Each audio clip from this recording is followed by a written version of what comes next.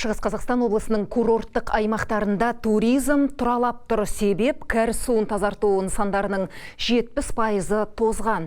Бұқтырма су қоймасының жағалауындағы елді мекендерде ескі тазарту кешендері мыңдаған демалыс үйіне қызмет көрсетеді. Енді тот басқан жүйе жүктемені көтере алмауда. Өскемен қаласында да кәріз суын тазарту қиындық туғызып жатыр. Облыс орталығының тазарту нысандары 1958 жылдан бері бірде-бір рет күрделі жөндеуден өтпеген.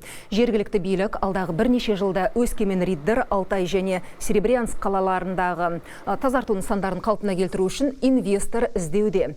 Дегенмен бұл жобалар қомақты қаржыны талап етеді. Мысалы, Риддердегі су тазарту станцияларын толықтай қайта жаңғыртуға шамамен 10 миллиард теңге қажет.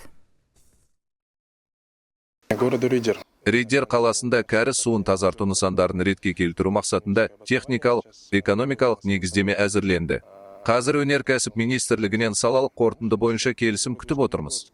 Ал Өскемен қаласы бойынша жақында ғана Қытай инвесторларымен өзара ынтымақтастық туралы меморандумға қол қойылды.